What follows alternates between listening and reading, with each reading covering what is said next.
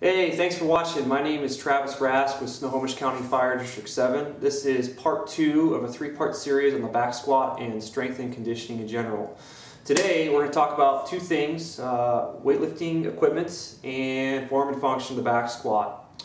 First things first, I want to talk about two pieces of equipment that I think are essential to your weightlifting routine. You can use these in CrossFit, if that's what you do, or 531, or any strength and conditioning program.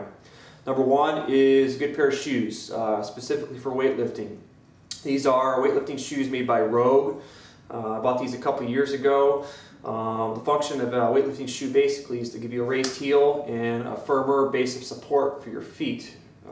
So when you move up and down, you've got a greater stability in your lifts. This is a great piece of equipment, something that's going to last me for a long period of time. Has really provided a lot of added value to my squats specifically. Gives me much greater stability than a tennis shoe, which I think is probably the equivalent of raising an aerial without an outrigger. So if you got some money, get a pair of good weightlifting shoes. You can get these online. If you're looking for a little bit more of an economical version, then get a pair of Chuck Taylors. These are 40 bucks and they'll last you your entire weightlifting career. So next thing is weightlifting belt. This here is an Elite FTS Economy single prong 4-inch weightlifting belt. I've had this for about a year. It's a great piece of equipment. Provides a lot of core stability when doing squats and deadlifts. 60 bucks, pretty good price. Does take a little bit of a long time to break in, but as you can see, it's very sturdy and it's going to last me a very long time. Weightlifting in general, especially heavy weights, with the squats, you want a lot of core stability. When I squat, I take a deep breath and I hold it. It creates intra-abdominal pressure that encapsulates my spine. The belt actually helps hold that pressure a little bit better. So it's a worthwhile investment. It's much better than anything you can get at Dick's Sporting Goods or Sports Authority, anything like that. They run sales all the time. Just go to their webpage. That is all for equipment. I want to move on to form and function. So here we go. All right, so we're going to talk a little bit about squat form, doing a proper set in your shoulders, good depth, good hip, low back position, and good foot positioning.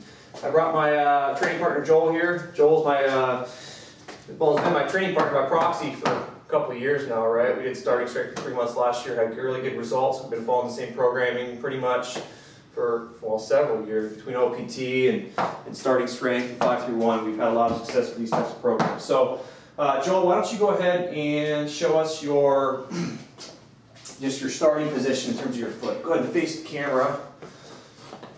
So starting position, you can see Joel right here has his feet, heels are right below shoulders, right?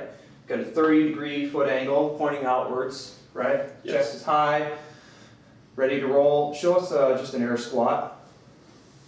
Good, okay. Go ahead and turn the side.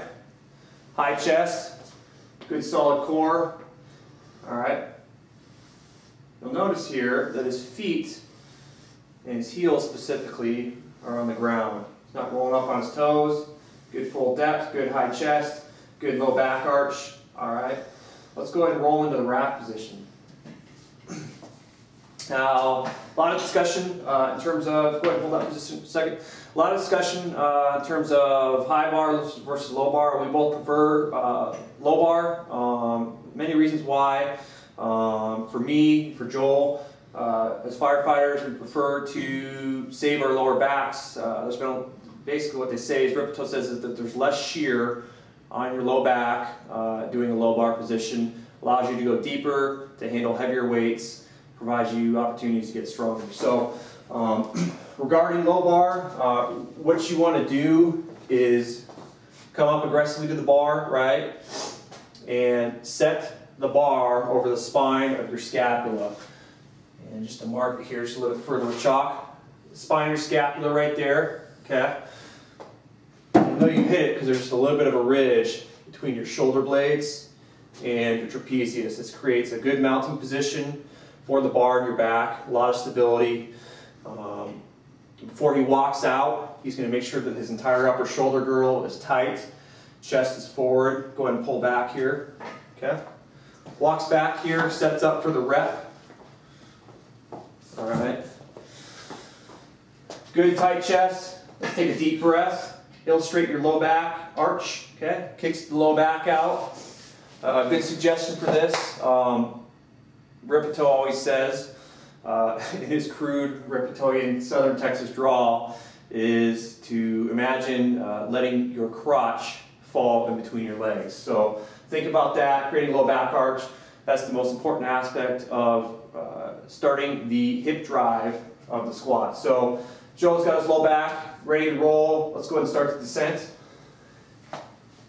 Okay, starts the squat by kicking his low back outward, right? Doesn't squat with his legs, he squats with his hips.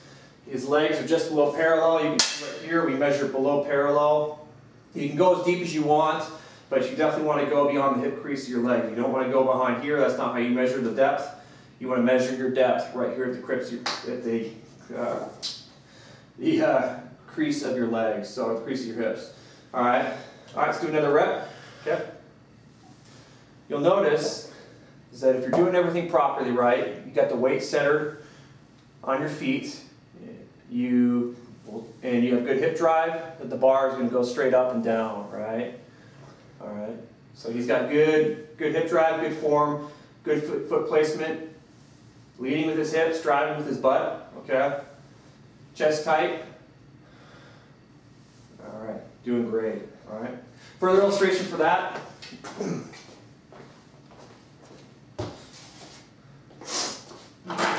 Hip drive is far and away the most important aspect of a good squat, right? If you don't have good hip drive, and it's not predicated by good bar placement, good tightness through the shoulder girdle, and then good abdominal intracranial pressure here, you're not going to have a good squat. It's going to come out weak. You're going to come out weak through the hole. You're probably going to miss a rep. You might have some issues along the way. You might probably end up turning into a good morning.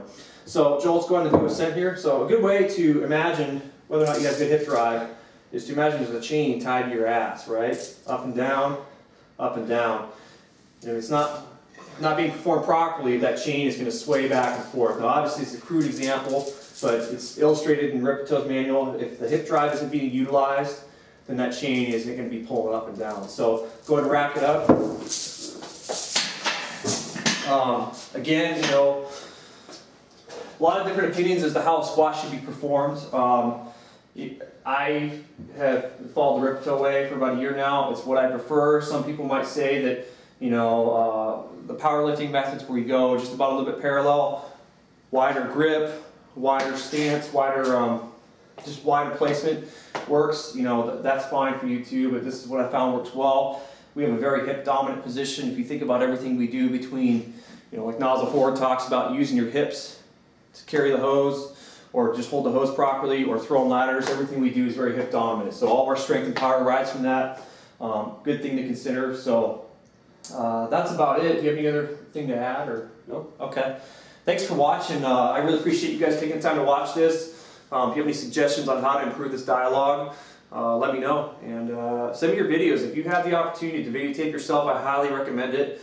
You know, I always just started videotaping myself again after breaking my flip camera a couple months ago. And it's taught me some things. So it's definitely provided some opportunities for improvement in my own work. And if you have the opportunity to do it, I suggest it as well. So thanks for watching. Appreciate you taking the time to do this. And I hope that you take this information and go out and do some back squatting. So have a great day.